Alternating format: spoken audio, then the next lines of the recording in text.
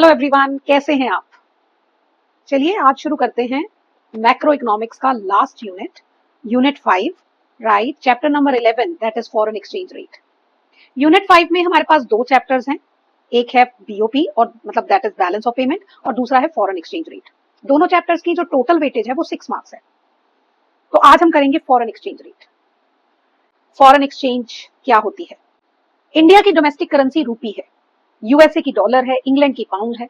तो इंडिया के लिए इंडिया के रूपी को छोड़कर बाकी जितनी भी कंट्रीज की करेंसी है वो इंडिया के लिए फॉरेन एक्सचेंज है, राइट। तो foreign exchange refers to all the currencies other than domestic currency of a given country. Foreign exchange को हम फॉरेक्स भी बोलते हैं, फॉरेन एक्सचेंज को हम फॉरेन करेंसी भी बोलते हैं। तो in case of India, India की डोमेस्टिक करेंसी क्या है? इंडियन रूपी, और बाकी सारी currencies like US dollar, pound, ये इंडिया के लिए क्या है? Foreign exchange. जब भी हम ट्रेड करते हैं, जब भी कंट्रीज आपस में ट्रेड करती हैं, तो हर एक कंट्री चाहती है कि जो पेमेंट है, अगर वो कंट्री किसी दूसरी कंट्री को कोई भी माल बेचती है, राइट, फॉर एग्जांपल यूएसए जो है वो इंडिया को एक्सपोर्ट कर रहा है, ओके, मतलब यूएसए जो है, एक्सपोर्ट का मतलब कि यूएसए जो है वो इंडिया को माल बेच रहा है, ओके। तो यूएस ये चाहेगा कि इंडिया का जो इंपोर्टर है, जो बायर है, वो यूएसए को उसी की करेंसी में पेमेंट करे, राइट। तो अब इंडियन इंपोर्टर, जो इंडियन बायर है, उसको क्या करना पड़ेगा? रूपी को डॉलर में कन्वर्ट करना पड़ेगा, राइट। तो दैट इज नेक्स्ट कॉन्सेप्ट है हमारा फॉरेन एक्सचेंज रेट, ओके। तो फॉरेन एक्सचेंज रेट क्या है? It is the rate at which currency of one country is exchanged with the currency of another country, right? It is the rate at which currency of one country is exchanged with the currency of another country. या फिर ऐसे कह लो, it represents the price of one currency in terms of another currency. For example, for $1 is equal to 70 rupees है, ठीक है। इसका मतलब this is the price of one currency in terms of other currency.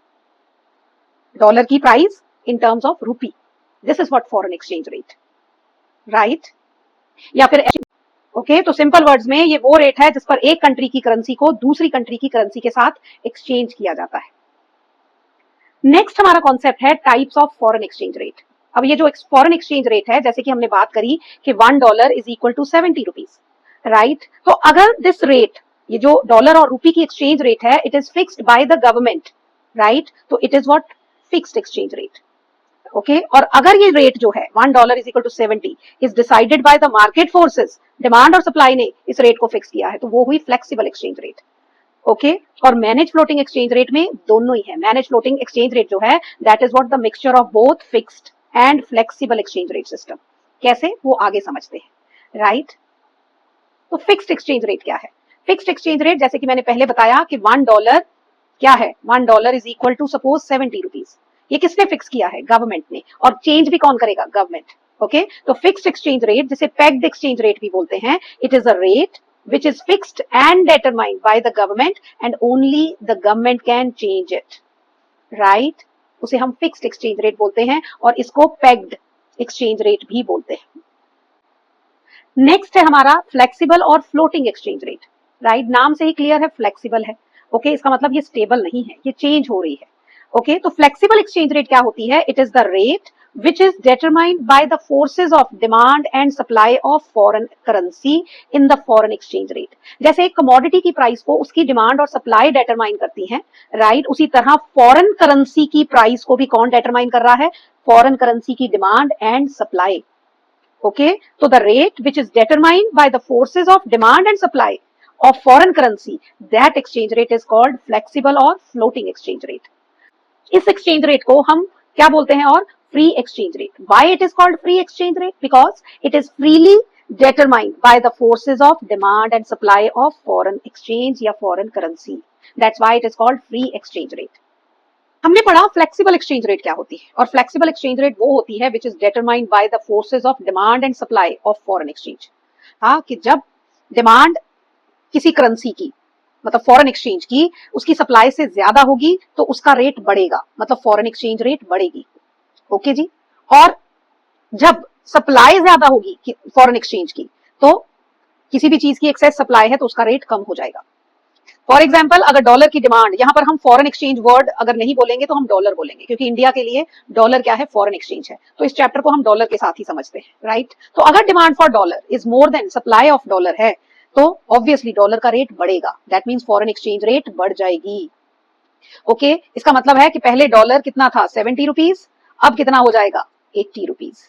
Okay और अगर dollar की supply ज्यादा है, उसकी डिमांड कम है, तो किसी भी चीज की एक्सेस सप्लाई हो, जरूरत से ज्यादा हो, तो उस चीज का रेट कम हो जाता है, तो यहाँ फॉरेन एक्सचेंज रेट भी कम हो जाएगी। दैट मीन्स पहले डॉलर 80 रुपीज था, ठीक है, अब मान लो अब ये कितना हो गया 70 रुपीज। ओके अब इसका मतलब ये क्या ऐसे ही फ्लक्चुएट होता रहेगा? तो यस, जब तक डिमांड और सप्लाई में डिसइक्विलिब्रियम है, जब तक डिमांड और सप्लाई इक्वल नहीं होते हैं, तो ये रेट ऐसे ही ऊपर अप एंड डाउन होती रहेगी। इसका मतलब जिस रेट पर डिमांड और सप्लाई इक्वल हो जाएंगे उसे बोलेंगे इक्विलिब्रियम एक्सचेंज रेट। तो इक्विलिब्रियम एक्सचेंज रेट क्या होती है? Is the rate which is determined at the point where demand and supply of foreign exchange becomes equal to each other, उसे हम बोलते हैं इक्विलिब्रियम एक्सचेंज रेट। राइट अब ये जो इक्विलिब्रियम एक्सचेंज रेट है, ये कैसे डिटरमाइन होती है? ओके इसके लिए हमें समझना पड़ेगा demand for foreign exchange, supply of foreign exchange, और इससे रिलेटेड और भी बहुत सारे क्वेश्चंस। राइट तो इसी पार्ट पर हम दोबारा वापस आएंगे, पर उससे पहले तो समझते हैं why we demand foreign exchange. तो reasons for demand for foreign exchange, इसे reasons for the demand for foreign exchange कह लो, राइट या फिर इसको sources of demand for foreign exchange कह लो। ओके या फिर आप इसको components of demand for foreign exchange कह लो, एक ही बात है। राइट अब क्वेश्चन क्या है कि डिमांड फॉर फॉरेन एक्सचेंज, अब यहां पर हम इसको इंडिया के पॉइंट ऑफ व्यू से समझेंगे। अब डॉलर की डिमांड कौन करता है? फॉरेन एक्सचेंज के लिए हमने डॉलर यूज किया ना, राइट तो डॉलर की डिमांड कौन करता है? इंडियन करता है, क्योंकि जब भी उसे फॉरेन कंट्रीज को पेमेंट करनी होगी, कुछ भी खरीदना बेचना होगा, तो उसको उनकी करेंसी में पेमेंट करनी होगी। ओके तो इंडिया कब कब डॉलर की डिमांड करेगा? जब जब इंडिया इंपोर्ट करेगा गुड्स को या सर्विसेज को, जब जब इंडिया के लोग टूरिज्म मतलब वो अब्रॉड विजिट करने जाएंगे, जब जब यूनिलेटरल ट्रांसफर्स मतलब गिफ्ट्स देने हैं, हमने डोनेशंस देने हैं फॉरेन कंट्री को, राइट यूएसए को हमने गिफ्ट्स और डोनेशंस देने हैं, तो भी हमें डॉलर चाहिए होगा। ठीक है या फिर हमें यूएसए में क्या परचेज करना है? एसेट्स, शेयर परचेज करने हैं यूएस की किसी कंपनी के, ठीक है, बॉन्ड्स परचेज करने हैं, या फिर यूएसए में लैंड परचेज करनी है, तो उसके लिए भी हमें डॉलर में पेमेंट करनी पड़ेगी। या फिर हमने सपोज यूएसए से लोन लिया हुआ है, राइट तो हमें लोन जब वापस करना होगा तो हमें क्या करना पड़ेगा? डॉलर में ही करना पड़ेगा पे बैक, राइट तब भी हमें डॉलर चाहिए होगा। या फिर स्पेकुलेशन के लिए, आज डॉलर सस्ता है तो हम खरीद लेंगे, क्योंकि हमें पता है कल महंगा होगा तो हम बेच देंगे, इसे बोलते हैं speculation. Right that means gain from the fluctuations in the market. Okay तो स्पेकुलेशन के लिए भी इंडियन जो है वो डॉलर की डिमांड कर सकता है। या फिर डायरेक्ट परचेजेस अब्रॉड, अब्रॉड में आपको मेडिकल के लिए जाना है, अब्रॉड में आपको शॉपिंग करनी है मतलब यूएसए में, ठीक है, या फिर आपको एजुकेशन के लिए अब्रॉड जाना है, तो इस सब के लिए क्या होगा? We will demand foreign exchange, that means we will demand dollar. Right और अगर हमने total demand for foreign exchange निकालनी है तो हम क्या करेंगे? डिमांड फॉर डॉलर किसके लिए? इंपोर्ट करने के लिए, अब्रॉड में विजिट करने के लिए, गिफ्ट्स और डोनेशंस के लिए, एसेट्स परचेज करने के लिए, रीपेमेंट ऑफ लोन के लिए, स्पेकुलेशन के लिए और डायरेक्ट परचेजेस के लिए। जितनी डॉलर की डिमांड हुई है उसको क्या करेंगे? टोटल करेंगे। राइट ओके तो इन 8 कंपोनेंट्स को ऐड करके, इन 7 कंपोनेंट्स को ऐड करके हमारे पास क्या आ जाएगा? Total demand for foreign exchange. अब नेक्स्ट क्या है? Supply of foreign exchange, that means what are the sources of supply of foreign exchange. ठीक है सोर्सेज कह लो, या फिर what are the causes of inflow of foreign exchange, कि कब कब इंडिया में फॉरेन करेंसी आएगी, कब कब इंडिया में डॉलर आएगा, उसके कौन कौन से सोर्सेज हैं। तो इंडिया में डॉलर कब कब आएगा? जब सपोज यूएसए को हम सामान बेचते हैं, मतलब एक्सपोर्ट करते हैं, राइट तो यूएसए हमें क्या देगा? डॉलर देगा। राइट तो export of goods and services के लिए, जब वो लोग हमारी कंट्री में घूमने के लिए आएंगे, right that is tourism from abroad. ठीक है रेमिटेंसेस फ्रॉम अब्रॉड, आपके फादर अब्रॉड में रहते हैं, ओके और आपको पैसा सेंड कर रहे हैं, मनी सेंड कर रहे हैं, that is what remittances from abroad. Okay तब भी फॉरेन करेंसी इंडिया में आएगी। या फिर हम लोन ले रहे हैं रेस्ट ऑफ द वर्ल्ड से, ओके मतलब सपोज हम यूएसए से ही लोन ले रहे हैं, या फिर वो लोग हमारी कंट्री में इन्वेस्ट करने आ रहे हैं, राइट मतलब इन्वेस्ट करने का मतलब यहाँ पर या तो वो हमारी कंपनीज के शेयर परचेज कर रहे हैं, बॉन्ड्स परचेज कर रहे हैं, या फिर अपनी कंपनी यहाँ पर एस्टेब्लिश कर रहे हैं, या फिर वो हम स्पेकुलेशन के लिए लोग जो हैं वो स्पेकुलेशन के थ्रू डॉलर की सप्लाई हो रही है। ओके या फिर डायरेक्ट परचेजेस, मतलब वो हमारी कंट्री में मेडिकल के लिए आ रहे हैं, एजुकेशन के लिए आ रहे हैं, तो this is what the sources of supply of foreign exchange. Okay next, अभी हमने बात करी थी कि अगर फॉरेन एक्सचेंज रेट बढ़ेगी, if foreign exchange rate increases, तो डिमांड फॉर फॉरेन एक्सचेंज क्या हो जाएगी, कम हो जाएगी। आपको पता है कि जब भी किसी चीज की प्राइस बढ़ती है तो उसकी डिमांड कम हो जाती है ना, और जब किसी चीज की प्राइस कम होती है तो उसकी डिमांड बढ़ जाती है, राइट। ऐसा ही कुछ रिलेशनशिप है फॉरेन एक्सचेंज रेट और डिमांड फॉर फॉरेन एक्सचेंज में। ओके, जब भी फॉरेन एक्सचेंज रेट बढ़ेगी तो डिमांड फॉर फॉरेन एक्सचेंज कम हो जाएगी एंड वाइस वर्सा, राइट। इसको समझते हैं एक टेबल से। सपोज फॉरेन एक्सचेंज रेट है $1.60, तो सपोज वो जो 8 पर्पसेस थे, मतलब 7 पर्पसेस थे, इसके लिए मान लो डॉलर की टोटल डिमांड कितनी है, सपोज $100। ओके, और अब अगर रेट जो है $1.60 से $1.70 हो जाता है, तो ₹70 हो गया, मतलब एक्सचेंज रेट बढ़ी, तो डिमांड फॉर फॉरेन एक्सचेंज कितनी हो गई, सपोज $50। पहले $100 थी, अब कितनी हो गई, $50। ओके, अब इसको डायग्राम से शो करते हैं।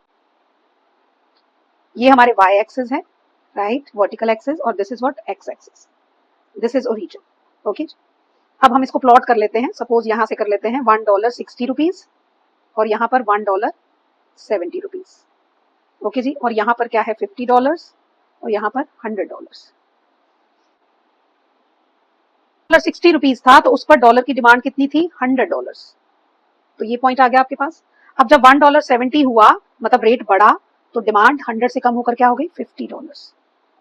ओके, तो ये पॉइंट, इन दोनों पॉइंट्स को मिलाकर हमारे पास जो डिमांड कर्व आया वो क्या है, डी। तो डी क्या है, demand curve for foreign exchange. ठीक है, और ये जो डिमांड कर्व है, demand curve D means demand curve is negatively या फिर डाउनवर्ड स्लोपिंग, और ये डाउनवर्ड स्लोपिंग डिमांड कर्व क्या शो कर रहा है, showing negative relation between foreign exchange rate and demand for foreign exchange. ठीक है, अभी तक तो हमने सिर्फ इतना बताया कि फॉरेन एक्सचेंज रेट और डिमांड का नेगेटिव रिलेशन होता है। ओके, अब यहीं पर हम करेंगे कि फॉरेन एक्सचेंज रेट और सप्लाई ऑफ फॉरेन एक्सचेंज का क्या रिलेशन होता है, फिर रीजंस बताएंगे कि क्यों डिमांड और फॉरेन एक्सचेंज रेट का नेगेटिव रिलेशन होता है। ठीक है, और price foreign exchange rate and supply of foreign exchange का पॉजिटिव रिलेशन होता है। ओके जी, तो इसको समझते हैं हम। फॉरेन एक्सचेंज रेट और यहां है सप्लाई ऑफ फॉरेन एक्सचेंज। ठीक है, अगर फॉरेन एक्सचेंज रेट बढ़ेगी तो फॉरेन एक्सचेंज की सप्लाई भी बढ़ जाएगी। जैसे हम किसी भी कमोडिटी के केस में देखें, अगर किसी कमोडिटी की प्राइस बढ़ती है, ठीक है, तो जो प्रोड्यूसर, जो सप्लायर होता है, उसकी ज्यादा सप्लाई करता है। क्यों? क्योंकि प्राइस बढ़ने पर उसका प्रॉफिट मार्जिन बढ़ जाता है, तो वो ज्यादा सप्लाई करता है मार्केट में। Same case with foreign exchange rate and supply of foreign exchange. ठीक है, इसको टेबल से शो करते हैं। तो $1 पहले क्या था, सपोज ₹60। ठीक है, और उस पर अगर हम इन सारे सोर्सेज से जो टोटल सप्लाई हुई है, ठीक है, मतलब इन सारे सोर्सेज से जो फॉरेन करेंसी की सप्लाई हो रही है उसको ऐड कर लें, तो हमारे पास क्या आ जाएगी, total supply of foreign exchange. ठीक है जी, that is equal to 1 + 2 + 3 up to 7। ठीक है जी, तो मान लो जब $1.60 था तो उस पर डॉलर की टोटल सप्लाई जो इंडिया में हुई वो थी सपोज $50, राइट। अब डॉलर का रेट बढ़ गया, मतलब $1 कितना हो गया, $70। ओके, और उसके ऊपर डॉलर की सप्लाई हो गई $100। ओके, तो इसका मतलब रेट बढ़ा तो डॉलर की सप्लाई भी बढ़ गई। अब इसी चीज को हम डायग्राम से शो करते हैं। ओके, तो यहां पर हम ले रहे हैं, यहां पर हमने लिया था डिमांड फॉर फॉरेन एक्सचेंज। ठीक है जी, और इधर हमने लिया था फॉरेन एक्सचेंज रेट। ओके जी, और यहां पर भी हम ले रहे हैं, और इधर हम ले रहे हैं सप्लाई ऑफ फॉरेन एक्सचेंज, और इधर हम ले रहे हैं फॉरेन एक्सचेंज रेट। ओके, जब $1.60 है तो उस पर डॉलर की सप्लाई कितनी है, $50। तो this is the point. Okay, अब $1 क्या हो गया, $70, तो उस पर डॉलर की सप्लाई कितनी हो गई, $100, राइट। तो ये पॉइंट आ गया। इन दोनों पॉइंट्स को मिलाकर ये जो कर्व बना, ये है SS, that is supply curve. ठीक है, तो सप्लाई कर्व कैसा बना, इज पॉजिटिवली स्लोपिंग, और ये पॉजिटिवली स्लोपिंग कर्व क्या शो कर रहा है, showing positive relation between foreign exchange rate and supply of foreign exchange. That means दोनों का पॉजिटिव रिलेशन है। ओके, तो ये तो कर्व, आई होप आपको समझ आया होगा कि हमने ये कर्व कैसे बनाए हैं। तो डिमांड कर्व डाउनवर्ड स्लोपिंग बनता है, सप्लाई कर्व अपवर्ड स्लोपिंग बनता है। अब क्वेश्चन ये अराइज होता है कि डिमांड और प्राइस में, डिमांड और फॉरेन एक्सचेंज में नेगेटिव रिलेशन क्यों है, और सप्लाई और फॉरेन एक्सचेंज रेट में पॉजिटिव रिलेशन क्यों है? ओके जी, तो अब नेक्स्ट हम इसी चीज को कवर करते हैं। फॉरेन एक्सचेंज रेट इंक्रीज हुआ और हमने बताया उसकी वजह से डिमांड फॉर फॉरेन एक्सचेंज कम हो गई। Reason is why. सपोज पहले $1 ₹60 था, राइट? अब $1 कितना हो गया? ₹70। इट इंप्लाइज इंडियंस, क्योंकि हमने इंडिया के पॉइंट ऑफ व्यू से इस कॉन्सेप्ट को समझा है, तो it implies Indians have to pay more rupees to gate $1। $1 लेने के लिए पहले उन्हें कितने पैसे देने पड़ते थे? ₹60 देने पड़ते थे। अब $1 लेने के लिए उन्हें कितने देने पड़ेंगे? ₹70। या फिर ऐसे भी कह सकते हैं, it implies Indians have to pay more rupees to get goods and services worth $1। That means $1 का सामान परचेज करने के लिए पहले उन्हें ₹60 देने पड़ते थे, अब $1 का सामान लेने के लिए ही उन्हें ₹70 देने पड़ेंगे। तो आपको महंगा नहीं लगेगा? पहले आप ₹60 में $1 ले रहे थे, अब ₹70 में ले रहे हो, राइट? तो नाउ व्हाट विल हैपन? तो फॉरेन एक्सचेंज रेट इंक्रीज हुई, जिसकी वजह से इंपोर्ट हमारे लिए क्या हो जाएंगे? इंपोर्ट फ्रॉम अब्रॉड इंडिया के लिए विल बिकम एक्सपेंसिव। ठीक है जी, तो ऑब्वियसली इससे क्या होगा? इंपोर्ट्स कम हो जाएंगे, लोग इंपोर्ट कम करेंगे, इंपोर्ट कम करेंगे तो डिमांड फॉर फॉरेन एक्सचेंज भी क्या हो जाएगी? मतलब डॉलर की डिमांड भी क्या हो जाएगी? कम, राइट? अब फिर से इसी चीज को एक और दो तीन एग्जांपल से करते हैं कि फॉरेन एक्सचेंज रेट बढ़ी, जिससे क्या हो गया? हमारी विजिट टू अब्रॉड महंगी हो जाएगी, है ना? विल बिकम एक्सपेंसिव, जिससे क्या होगा? हमारी विजिट टू अब्रॉड कम हो जाएगी, जिससे obviously demand for foreign exchange कम हो जाएगी। ऐसे ही आप इन्वेस्टमेंट के साथ इसको शो कर सकते हो, ठीक है, कि हम इन्वेस्टमेंट भी वहां फिर कम करेंगे, ओके? मतलब वहां के शेयर्स बॉन्ड्स कम खरीदेंगे, क्लियर? तो उससे भी foreign demand for foreign exchange कम हो जाएगी, क्लियर?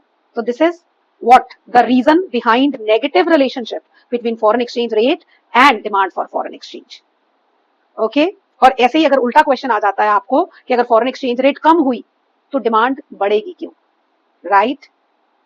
पहले हमें $1 ₹70 में मिल रहा था, अब $1 $60 में मिलेगा, है ना? तो सस्ता मिलेगा ना डॉलर हमें, तो ऑब्वियसली हम वहां से इंपोर्ट भी ज्यादा करेंगे, हम विजिट के लिए भी ज्यादा जाएंगे, हम वहां इन्वेस्टमेंट भी ज्यादा करेंगे, जिसकी वजह से डिमांड फॉर फॉरेन एक्सचेंज बढ़ जाएगी, राइट?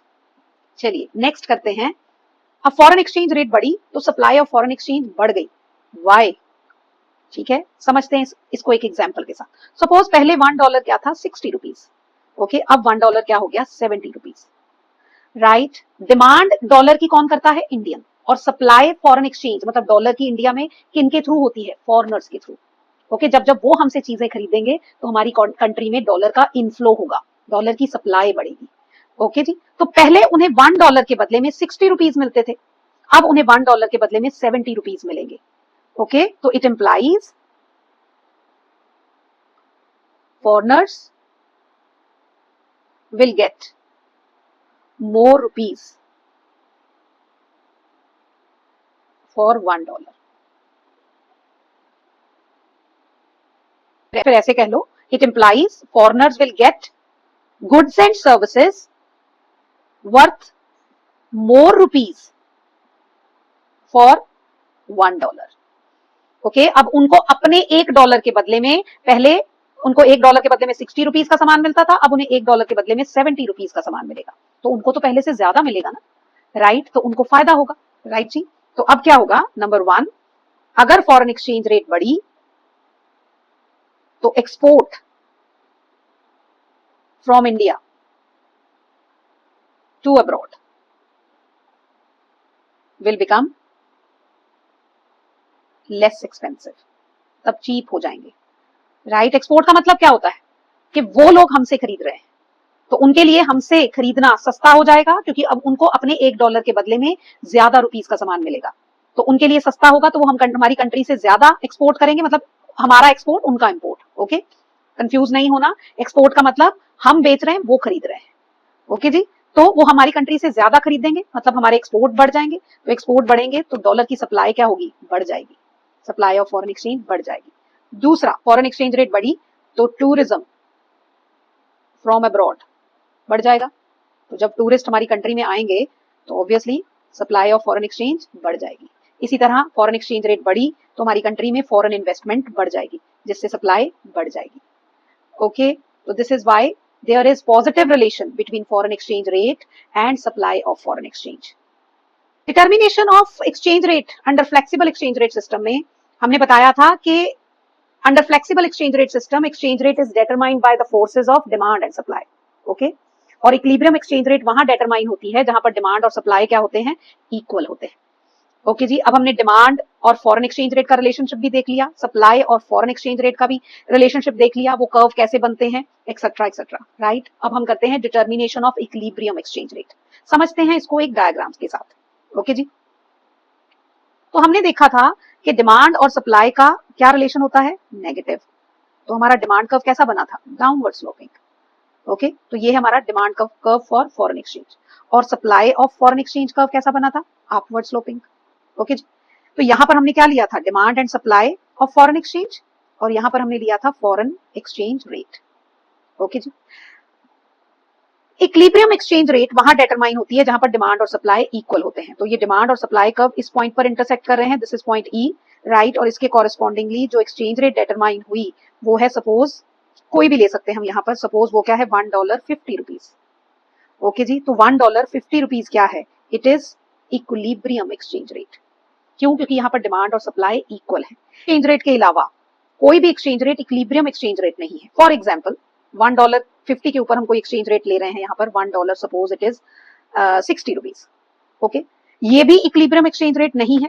और $1.50 के नीचे हम एक और एक्सचेंज रेट लेते हैं, सपोज इट इज $1.40, ये भी exchange rate equilibrium exchange rate नहीं है। तो any exchange rate other than $1.50 equilibrium exchange rate नहीं है। क्यों, क्योंकि $1.60 पर देखा जाए तो डिमांड क्या है, कम है, राइट, और सप्लाई क्या है, ज्यादा है। तो supply is more than demand, ठीक है। तो एट $1 इज इक्वल टू ₹60 पे क्या है, supply of dollar is more than demand for dollar. इसका मतलब excess supply, right, excess supply of dollar है। ओके, तो जब किसी भी चीज की एक्सेस सप्लाई होती है तो ऑब्वियसली उसका रेट कम हो जाएगा, इसका मतलब फॉरेन एक्सचेंज रेट कम हो जाएगी। और आपको पता है कि जब फॉरेन एक्सचेंज रेट कम होगी तो उसकी डिमांड बढ़ जाएगी, है ना।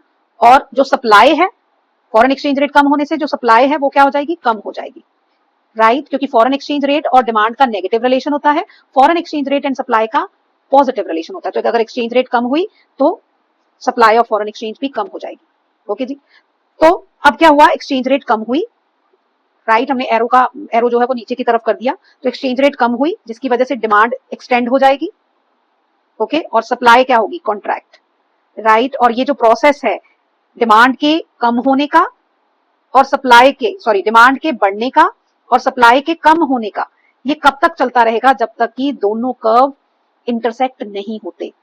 ओके, और अल्टीमेटली एक्सचेंज रेट क्या फिक्स हो जाएगी, $1.50, राइट। तो this process will continue till demand is equal to supply, right। और अगर exchange rate क्या at $1.40, what is the situation, $1.40 पे क्या है, सप्लाई कम है यहां से यहां और डिमांड क्या है, ज्यादा है। तो demand is more than supply, ठीक है जी। तो जब किसी चीज की डिमांड उसकी सप्लाई से ज्यादा होती है, मतलब एक्सेस डिमांड होती है, तो उस चीज का रेट बढ़ जाता है ना। तो फॉरेन एक्सचेंज रेट क्या होगी, बढ़ जाएगी।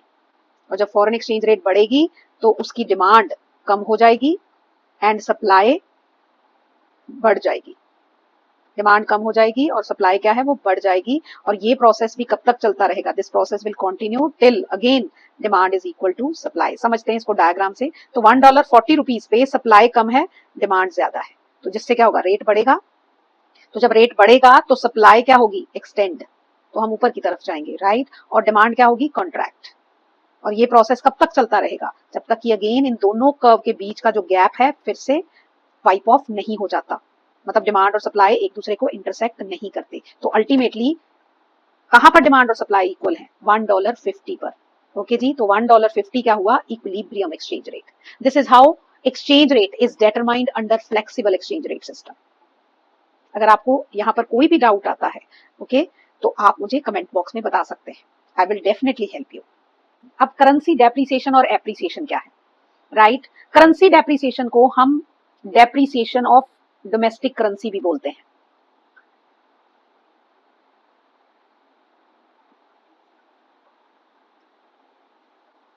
अब डोमेस्टिक करेंसी डेप्रिशिएट हुई है, डेप्रिशिएट का मतलब है डोमेस्टिक करेंसी की जो वैल्यू है वो गिरी है, ओके।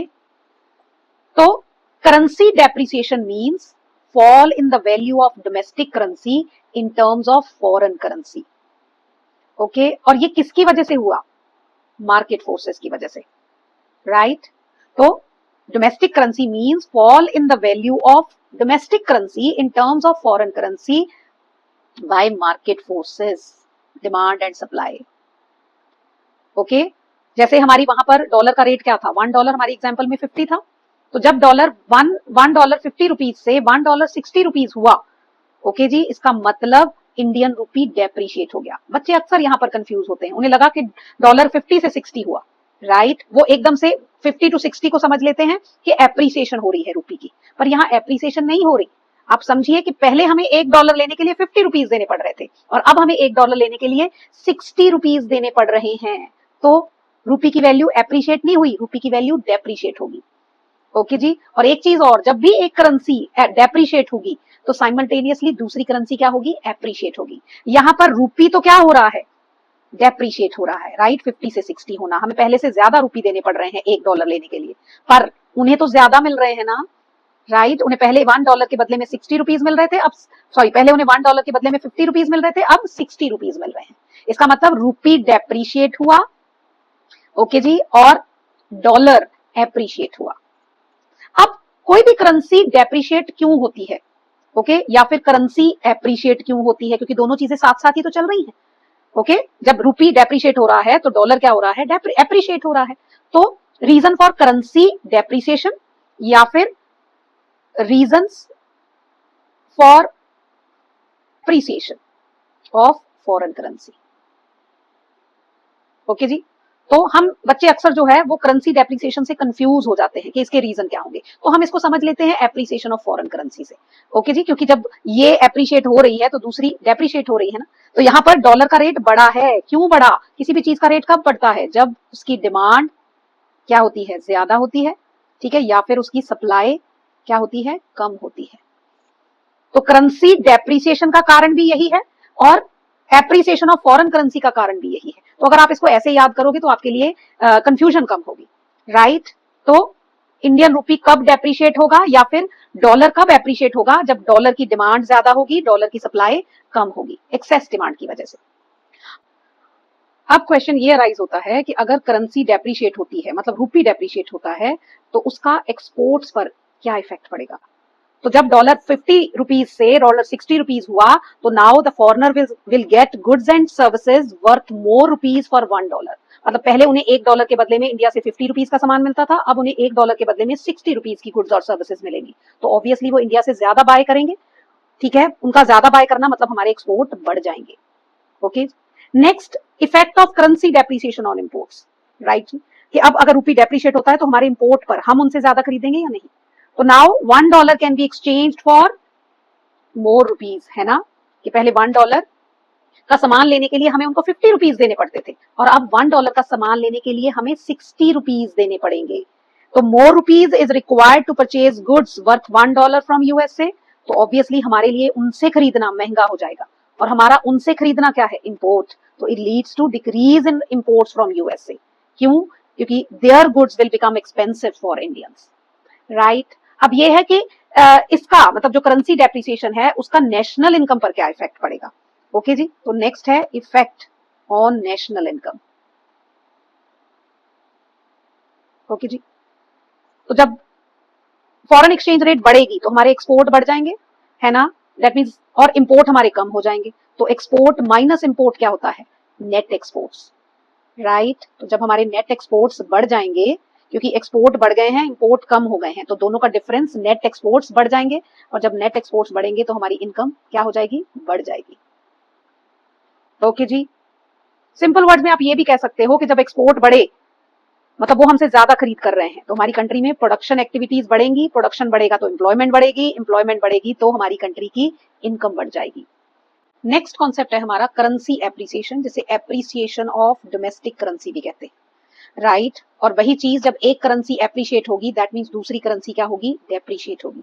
इसका मतलब हुआ कि अगर रुपी एप्रिशिएट हो रहा है तो ये क्या हुआ, डेप्रिसिएशन ऑफ फॉरेन करेंसी, मतलब डॉलर क्या हो गया, डेप्रिशिएट। ठीक है, तो appreciation of domestic currency implies depreciation of foreign currency. अब एप्रिसिएशन का मतलब होता है राइज होना, इसका मतलब यहां पर डोमेस्टिक करेंसी की वैल्यू बढ़ गई है in terms of foreign currency, तो it means rise in the value of domestic currency in terms of foreign currency by market forces. ये सब किसकी वजह से हो रहा है, मार्केट फोर्सेस की वजह से हो रहा है। फॉर एग्जांपल अगर डॉलर पहले $1.60 था, अब $1.50 हो गया, तो स्टूडेंट्स को लगता है $1.60 से 50 हुआ, इसका मतलब रुपी गिरा है। नो, हमें पहले $1 लेने के लिए ₹60 देने पड़ते थे, अब $1 लेने के लिए पहले से कम रुपीज देने पड़ेंगे, इसका मतलब रुपी की वैल्यू बढ़ गई है, राइट। तो मतलब डॉलर का रेट गिर गया है और रुपी का रेट बढ़ गया है। ओके जी, अब ऐसा क्यों हुआ, वाई के डोमेस्टिक करेंसी एप्रिशिएट हुई, तो हम इसको समझेंगे फॉरेन करेंसी डेप्रिशिएट क्यों हुई। ओके जी, तो फॉरेन करेंसी डेप्रिशिएट क्यों हुई, किसी भी चीज की वैल्यू कम क्यों होती है, राइट जी। तो यहाँ पर हम फॉरेन करेंसी की डेप्रिसिएशन से समझेंगे एप्रिसिएशन ऑफ डोमेस्टिक करेंसी को। ओके जी, तो फॉरेन करेंसी डेप्रिशिएट या फिर उसकी वैल्यू कम क्यों हुई, जब उसकी डिमांड कम होगी या सप्लाई ज्यादा होगी, मतलब एक्सेस सप्लाई की वजह से। ओके जी, तो इसका मतलब डोमेस्टिक करेंसी एप्रिशिएट हुई या फिर फॉरेन करेंसी डेप्रिशिएट हुई, क्यों, because of decrease in demand या फिर इंक्रीज इन सप्लाई। अब नेक्स्ट है effect of currency appreciation on export, कि अगर रुपी डॉलर का रेट 60 से 50 हुआ, ठीक है, इसका मतलब now foreigners will get goods and services worth less rupees for $1। पहले उन्हें $1 के बदले में ₹60 की गुड्स और सर्विसेज मिलती थी, अब उन्हें $1 के बदले में ₹50 की गुड्स और सर्विसेज मिलेंगी, तो वो हमारी कंट्री से कम परचेज करेंगे। उनका कम परचेज करना मतलब इंडिया के एक्सपोर्ट्स कम हो जाएंगे, राइट।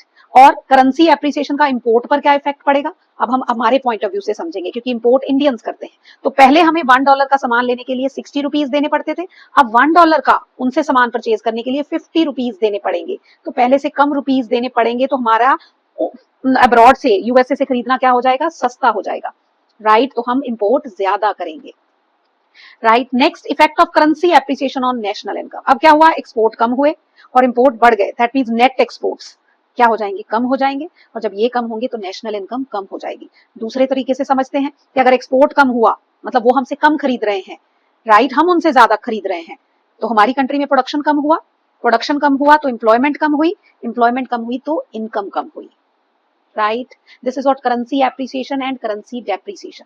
तो करेंसी एप्रिसिएशन और डेप्रिसिएशन किसकी वजह से हो रही है, मार्केट फोर्सेस की वजह से, राइट। और मार्केट फोर्सेस की वजह से जब करेंसी डॉलर का रेट बढ़ रहा है या कम हो रहा है, ये किसके अंडर होता है, फ्लेक्सिबल एक्सचेंज रेट सिस्टम के अंडर।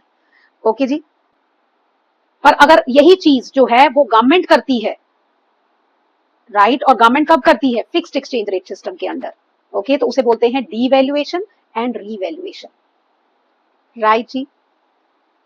तो devaluation of currency refers to decrease in the value of domestic currency by the government deliberately, मतलब अपनी मर्जी से, in terms of foreign currency। तो इसका मतलब devaluation किस सिस्टम के अंडर हुआ, फिक्स्ड एक्सचेंज रेट सिस्टम के अंडर हुआ, ठीक है। तो it is part of fixed exchange rate and it is done by government to boost its export, right. जब भी गवर्नमेंट का जो BOP balance of payment deficit में होता है, दैट मींस जब हमारे एक्सपोर्ट कम होते हैं और इंपोर्ट ज्यादा होते हैं तो हमारा बैलेंस ऑफ पेमेंट डेफिसिट में होता है, तो हमारे एक्सपोर्ट्स को बढ़ाने के लिए इंडियन गवर्नमेंट क्या करेगी, करेंसी को क्या कर देगी, डीवैल्यूएट कर देगी। फॉर एग्जाम्पल पहले $1 50 था, अब वो क्या कर देगी, इसको सपोज ₹60 कर दिया, ओके। तो अभी हमने इम्पैक्ट पीछे पढ़ा था, है ना, कि अगर डॉलर का रेट 50 से 60 हुआ तो फॉरेनर्स को हमारी कंट्री से पहले से ज्यादा रुपीज का सामान मिलेगा, तो हमारी कंट्री से ज्यादा खरीदेंगे तो हमारे एक्सपोर्ट बढ़ जाएंगे, ठीक है। तो गवर्नमेंट करेंसी को डीवैल्यूएट कब करती है, जब उसको एक्सपोर्ट्स को बढ़ाना होता है, ओके। तो डीवैल्यूएशन का impact on exports, import, national income वही होगा जो हमने डेप्रिसिएशन में किया था, ठीक है। तो डीवैल्यूएशन ऑफ करेंसी से क्या होगा, एक्सपोर्ट बढ़ जाएंगे,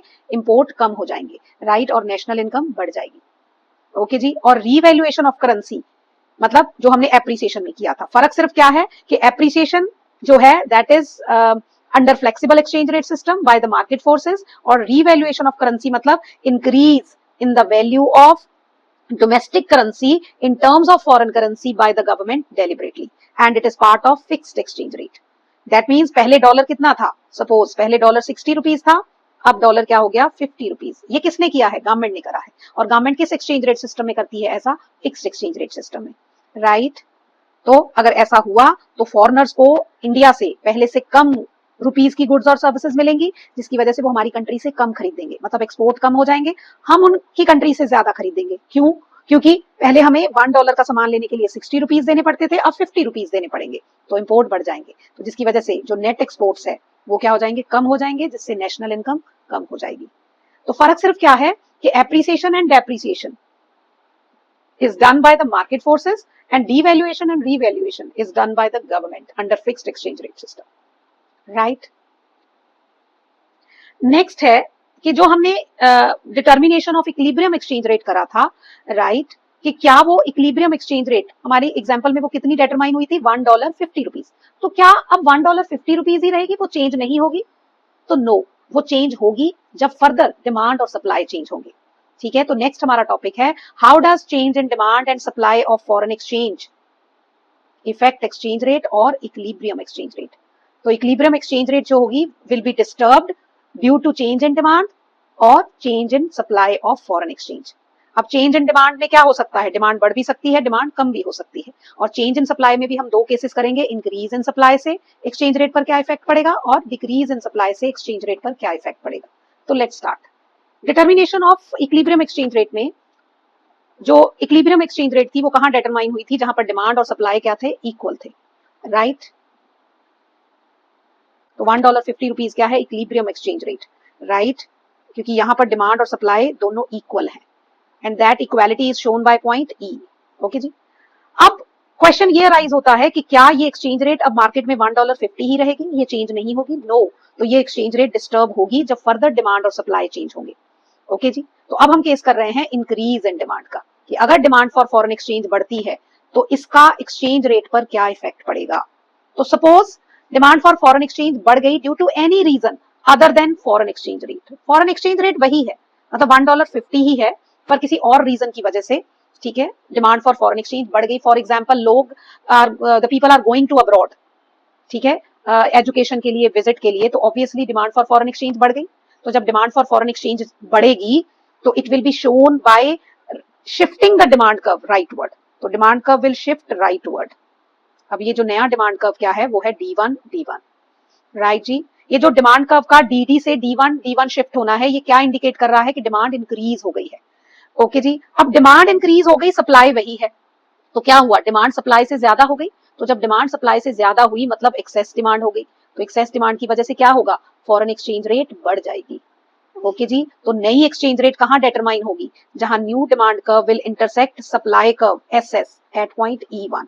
तो इस इक्विलिब्रियम पॉइंट के कॉरेस्पॉन्डिंगली जो नई रेट डिटरमाइन होगी that will be more than 50, वो कुछ भी हो सकती है, suppose it is 55 rupees, right. तो अगर डिमांड फॉर फॉरेन एक्सचेंज बढ़ी तो demand curve will shift rightward, जिससे क्या होगा, डिमांड ज्यादा है, सप्लाई उतनी ही है। ओके जी। जिसकी वजह से एक्सेस डिमांड की सिचुएशन क्रिएट हो गई, और किसी भी चीज की डिमांड उसकी सप्लाई से ज्यादा होगी तो उसका रेट बढ़ जाएगा। तो यहाँ फॉरेन एक्सचेंज रेट बढ़ जाएगी and new exchange rate is determined, ठीक है, एट पॉइंट E1, ठीक है जी। और इसके कॉरेस्पॉन्डिंगली जो एक्सचेंज रेट होगी that will be more than the previous exchange rate. Okay, तो एक्सचेंज रेट बढ़ गई due to increase in demand. अब सेकंड केस करते हैं डिक्रीज इन डिमांड का, कि डिमांड फॉर फॉरेन एक्सचेंज अगर कम हो गई तो उसका एक्सचेंज रेट पर क्या इफेक्ट पड़ा। ओके, तो सपोज अब फॉरेन एक्सचेंज रेट वही है, सपोज $1.50, ठीक है, फॉरेन एक्सचेंज रेट क्या है, $1 सपोज 50 रुपीज। अब इसका आपको भूल जाना है, ठीक है जी। तो $1.50 पर डिमांड और सप्लाई इक्वल है और वहां पर एक्सचेंज रेट क्या है, $1.50 जो कि इक्विलिब्रियम एक्सचेंज रेट है। अब क्या हुआ, एक्सचेंज रेट $1.50 ही है, पर डिमांड कम हो गई due to any reason other than exchange rate. Okay जी। तो डिमांड के इस कम होने को हम शो करेंगे bye shifting the demand curve leftward. तो नया डिमांड कर्व क्या हुआ, D2 D2। ओके, अब क्या हुआ, डिमांड कम हुई, डिमांड कम है और सप्लाई वही थी, तो कौन सी सिचुएशन क्रिएट हो जाएगी, एक्सेस सप्लाई की। ओके जी, और एक्सेस सप्लाई मतलब किसी भी चीज की एक्सेस सप्लाई है तो उसका रेट कम हो जाएगा। तो यहाँ पर क्योंकि फॉरेन एक्सचेंज की भी एक्सेस सप्लाई है तो फॉरेन एक्सचेंज रेट कम हो जाएगी, राइट।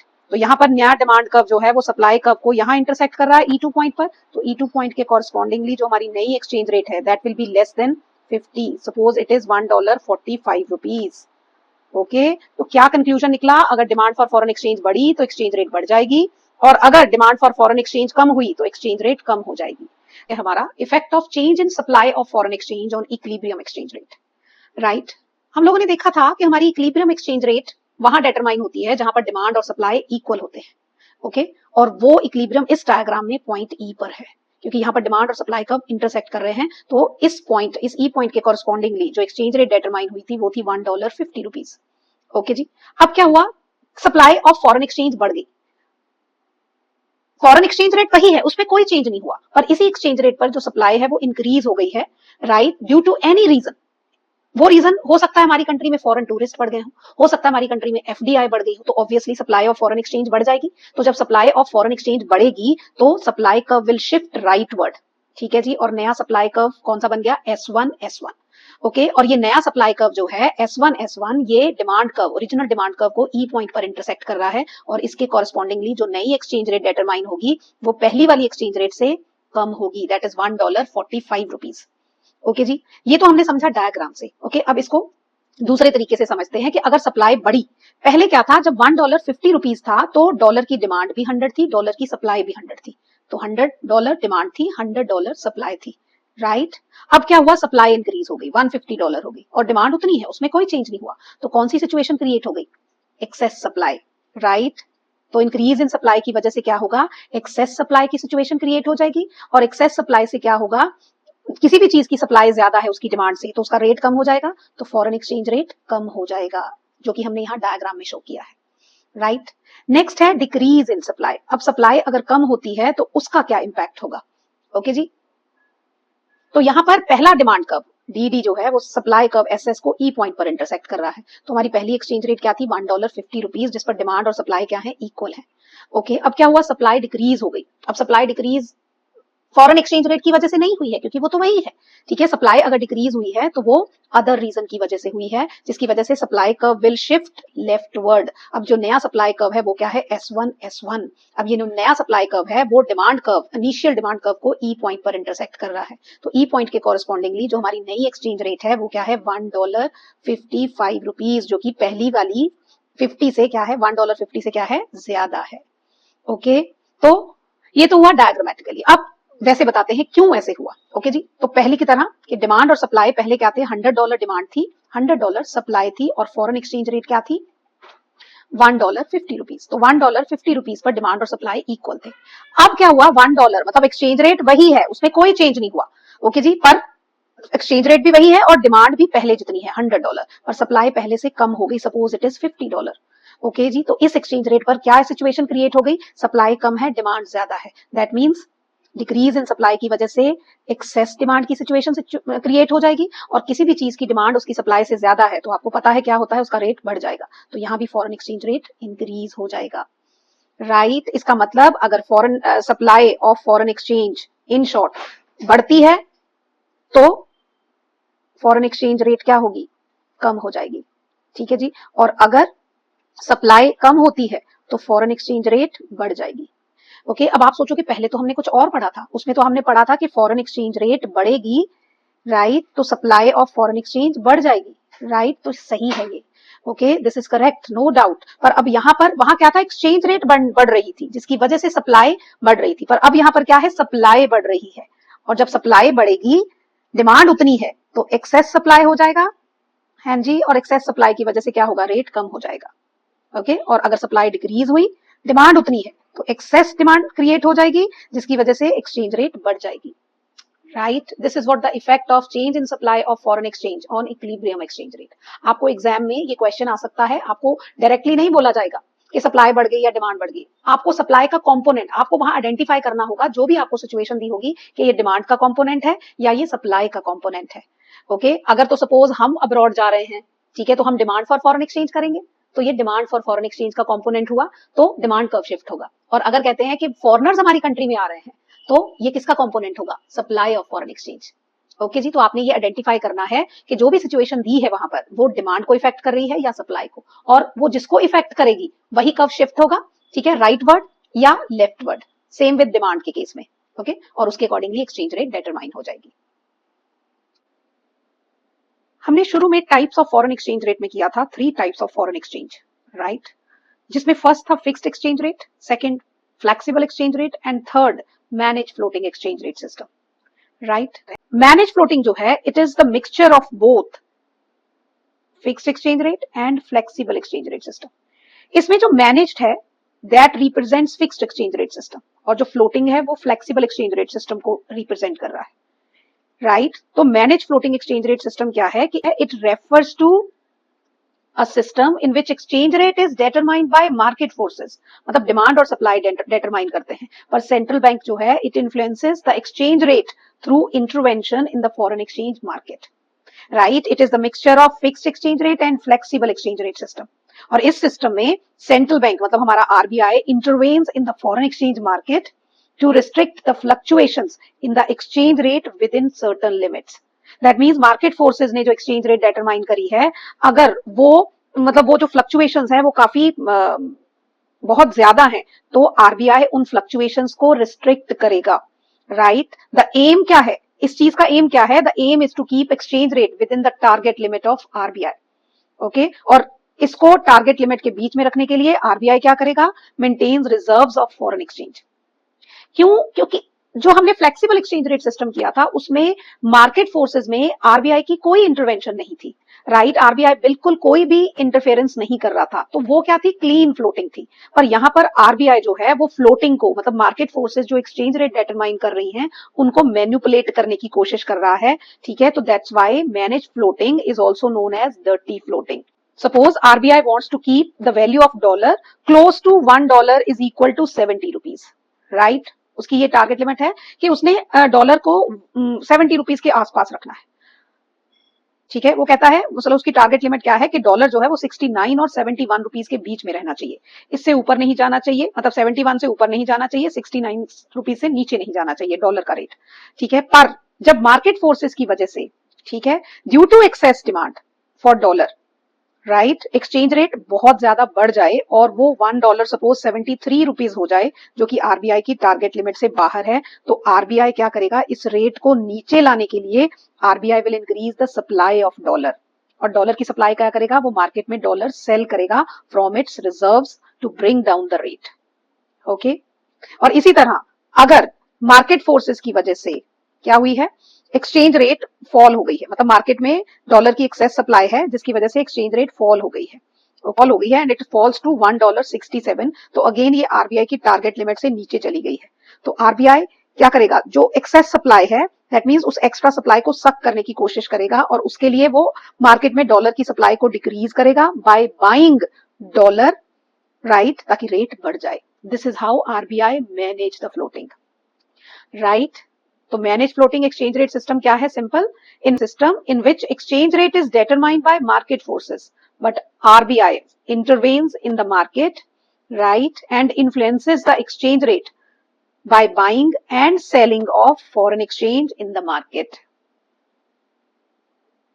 अब जब भी आपको पेपर में क्वेश्चन अगर आए कि exchange rate is very high, what role RBI can play in this situation, right, that means exchange rate काफी हाई है, वो क्यों हुई होगी? एक्सेस डिमांड की वजह से, ठीक है जी। तो उस वक्त आरबीआई क्या करेगा? सप्लाई को इंक्रीज करेगा बाय सेलिंग डॉलर, ठीक है। तो उस क्वेश्चन के आंसर आपने ऐसे देने हैं।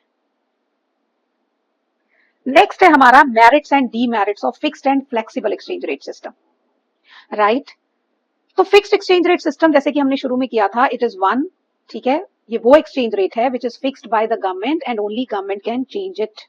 For example $1 is equal to 70 rupees, ये किसने फिक्स किया है? गवर्नमेंट ने फिक्स किया है, और गवर्नमेंट ही इसको चेंज कर सकती है, ओके जी। इसका मतलब जब तक गवर्नमेंट इसको चेंज नहीं करती ये यही बनी रहेगी, ओके। तो फिक्स्ड एक्सचेंज रेट जो है it provides stability to the foreign exchange market, okay. और जब एक्सचेंज रेट स्टेबल रहेगी तो इंटरनेशनल इन्वेस्टमेंट भी बढ़ेगी, है ना, क्योंकि एक्सचेंज रेट स्टेबल है, राइट। ये नहीं है कि बढ़ रही है कभी कम हो रही है, ओके, तो एक्सचेंज रेट स्टेबल है जिसकी वजह से इंटरनेशनल इन्वेस्टमेंट बढ़ेगी और इंटरनेशनल ट्रेड भी प्रमोट होगा, राइट। तो third point is it creates confidence among the people that the existing rate will continue in future. That means कि इन जो लोग हैं उनको भी ये कॉन्फिडेंस होगा कि ये रेट जो है वो यही बनी रहेगी, तो it promotes international trade, right. और जो स्पेकुलेशन होता है कि आज डॉलर सस्ता है खरीद लो कल बेच देंगे, राइट, तो वो भी फिक्स एक्सचेंज रेट सिस्टम में, क्योंकि एक्सचेंज रेट फिक्स रहती है तो it prevents speculative activities in the foreign exchange. रखने के लिए आरबीआई को अपने पास large reserves of foreign currency maintain करने पड़ेंगे ताकि रेट अगर $1.70 है तो इसी पर बनी रहे। फॉर एग्जाम्पल आरबीआई, ये ओआर जो है हमारी एग्जाम्पल में ओआर, ठीक है जी, ओआर क्या है? इक्विलिब्रियम एक्सचेंज रेट जो मार्केट फोर्सेस ने डिसाइड करी है, पर आरबीआई ने जो एक्सचेंज रेट डिटरमाइन करी है, जो फिक्स करी है, वो है ओआर1। ओआर1 मतलब फॉर एग्जाम्पल $1.70। ओके जी, ये आरबीआई ने फिक्स करी है, गवर्नमेंट ने फिक्स करी, पर इस एक्सचेंज रेट पर क्या है? सप्लाई कम है और डिमांड ज्यादा है, ठीक है। तो demand is more than supply, dollar की डिमांड ज्यादा है, डॉलर की सप्लाई ज्यादा है इस रेट पर, जिस रेट पर जो रेट जो है वो गवर्नमेंट ने फिक्स करी है। ओके, अब डिमांड ज्यादा है सप्लाई कम है, तो ऑब्वियसली ऐसी सिचुएशन होगी तो रेट तो बढ़ जाएगा, राइट। पर आरबीआई इस रेट को इसी यहीं पर फिक्स रखने के लिए क्या करेगा? मार्केट में ये जो एक्स्ट्रा डिमांड है उसको पूरा करने के लिए मार्केट में डॉलर सेल करेगा, राइट, अपने फॉरेन एक्सचेंज रिजर्व्स में से, ताकि रेट जो है वो वही बनी रहे जो गवर्नमेंट ने फिक्स करी है। क्लियर? और अगर आरबीआई ने जो रेट है वो ओआर फिक्स करी है, ओके जी, तो वहां क्या सिचुएशन है? वहां डिमांड कम है, सप्लाई ज्यादा है, ठीक है। तो सप्लाई, तो ये जो एक्स्ट्रा सप्लाई है, ठीक है, अब अगर ये एक्सेस सप्लाई है ऑब्वियसली इस OR2 रेट पर, ये एक्स्ट्रा सप्लाई है, तो क्या होगा? रेट कम हो जाएगी। पर आरबीआई चाहता है कि रेट OR2 बनी रहे, तो आरबीआई क्या करेगा? ये जो एक्स्ट्रा सप्लाई है मार्केट में, इसको बाय कर लेगा, राइट। तो दिस इज हाउ आरबीआई क्या करता है? Under fixed exchange rate system exchange rate को फिक्स रखता है, राइट। और उसके लिए आरबीआई को क्या करना पड़ता है? अपने पास फॉरेन एक्सचेंज रिजर्व्स रखने पड़ते हैं, राइट। तो government has to maintain large reserves of foreign currencies to maintain the exchange rate at the level fixed by it। रहता है कि there is always possibility of undervaluation या फिर overvaluation of exchange rate। Fixed exchange rate भी हमेशा fix नहीं रहती है, क्योंकि कंट्रीज को अपने बैलेंस ऑफ पेमेंट से रिलेटेड प्रॉब्लम आती है, कभी डेफिसिट हो गया, राइट, तो उस सिचुएशन में कंट्री को एक्सचेंज रेट चेंज करनी पड़ती है, तो this makes it difficult to keep the exchange rate fix. Next है merits of flexible exchange rate system. तो आपको पता है कि फ्लेक्सिबल एक्सचेंज रेट वो है which is determined by the forces of demand and supply, okay. तो इसमें गवर्नमेंट इंटरवेंशन की जरूरत नहीं है, आरबीआई को किसी तरह की इंटरवेंशन करने की जरूरत नहीं है, क्योंकि exchange rate is purely determined by the forces of demand and supply, right. तो इसका मेरिट क्या हुआ? This flexible exchange rate system के मेरिट क्या हुए कि इस एक्सचेंज रेट सिस्टम में गवर्नमेंट को अपने पास फॉरेन एक्सचेंज रिजर्व्स रखने की जरूरत नहीं है, राइट। और दूसरा, अगर बीओपी सरप्लस में होता है या डेफिसिट में होता है तो गवर्नमेंट को इंटरवेंशन करने की जरूरत नहीं है, राइट। डेफिसिट और surplus in BOP is automatically corrected, right. और फ्लेक्सिबल एक्सचेंज रेट सिस्टम जो है it also helps in optimum resource allocation, right. Resources को ऑप्टिमली एलोकेट करने में भी flexible exchange rate system help करता है। नेक्स्ट है demerits of flexible exchange rate system. Flexible exchange rate system में फ्लक्चुएशंस आती हैं, कभी एक्सचेंज रेट बढ़ गई कभी कम हो गई, ठीक है। तो अगर डॉलर का रेट आज कम हुआ तो लोग डॉलर खरीदेंगे, जब महंगा होगा तो बेच देंगे। तो flexible exchange rate system encourages speculation leading to fluctuation in foreign exchange rate, right. और जब बहुत ज्यादा इंस्टेबिलिटी होती है एक्सचेंज रेट में, that is wide fluctuation in exchange rate, उसकी वजह से क्या होगा? फॉरेन ट्रेड भी डिस्टर्ब होगा, राइट जी। और जब एक्सचेंज रेट बढ़ती है, जैसे जब करेंसी डेप्रिशिएट होती है, मतलब डॉलर का रेट पहले 50 था अब 60 हो गया, ओके जी, तो हमारे लिए इंपोर्ट महंगे हो जाएंगे। तो जब इंपोर्ट महंगे हो जाएंगे तो हमारी कंट्री में वो चीजें महंगी होंगी, तो इकोनॉमी में क्या आ जाएंगे? Inflationary trends. तो flexible exchange rate system generates inflationary trends in the economy when there is increase in the prices of imports due to depreciation of the currency, right. I hope आपको ये chapter समझ आया होगा, right. ये chapter पूरे detail में मैंने आपको समझाने की कोशिश करी है। आपको इस चैप्टर से रिलेटेड कोई भी डाउट है तो आप मेरे को कमेंट बॉक्स में बता सकते हैं। आई होप मैंने इस चैप्टर के साथ जस्टिफाई किया होगा, राइट। आपके कमेंट्स बहुत इंपॉर्टेंट हैं, तो please don't forget to like, share and subscribe my channel. Thank you so much.